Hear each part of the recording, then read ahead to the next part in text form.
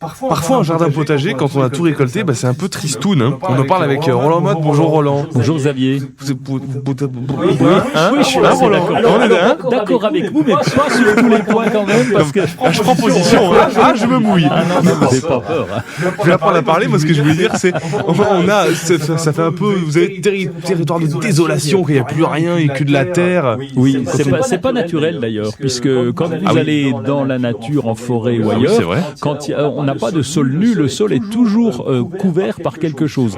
Et donc c'est pour ça qu'on met en fin de culture, une fois qu'on a récolté des trucs et des machins. Je reprends vos propos de début de chronique, puisque c'était passionnant. J'ai dit ça, truc et machin. Non, vous avez dit un truc une logorée, on appelle ça incompréhensible. Et donc je reprends les propos. Donc une fois qu'on a fait ces récoltes, eh bien on va semer des engrais verts. Et ces engrais verts, eh bien on leur donne ce nom-là. En fait, ce sont des plantes, mais qui vont servir à aider le sol, à nourrir le sol. C'est quoi ça? Normalement vous deviez répondre, mais oui, vous avez bien compris. J'ai tellement bugué que j'ai arrêté.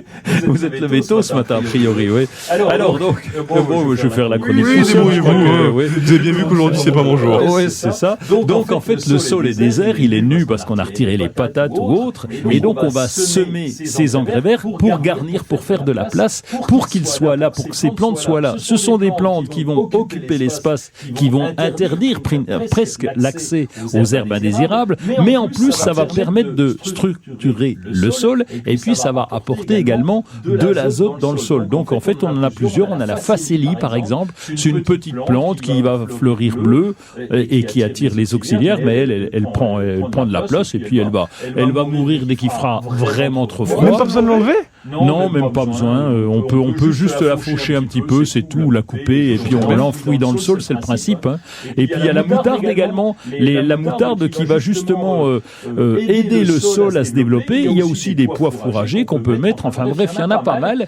Et donc ces engrais verts, lorsqu'ils ont poussé, ils ont occupé l'espace pendant l'hiver, on va les couper, la moutarde en particulier, la coupe avant qu'elle soit en fleurs, ça évite d'avoir des graines partout, et puis on l'enfouit dans le sol, donc ça rapporte de la nourriture au sol, où ça fait un compostage de surface. Donc c'est une méthode de culture qui permet de nourrir le sol d'une autre manière pendant l'hiver. Oui, puis c'est même pas trop compliqué. Non, parce qu'on trouve des semences assez facilement, ça se sème tout seul.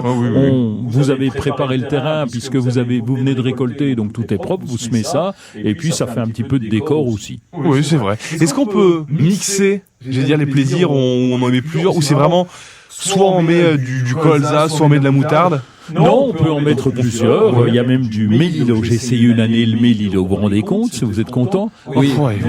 Ça revenait chaque année. Donc là, c'était un peu pénible. Donc il a fallu que j'arrache et tout, c'était un peu pénible. Sinon, on peut mettre du trèfle blanc. Et puis, on va laisser comme ça. Donc oui, vous pouvez mixer les plaisirs comme vous l'avez dit. Mais on s'amuse au jardin, dites-moi. Ah ben, on s'amuse comme des fous, oui. Et puis, comme vous le disiez tout à l'heure, vous irez en enfer, Roland. Vous irez en enfer. Moi, j'irai avec vous.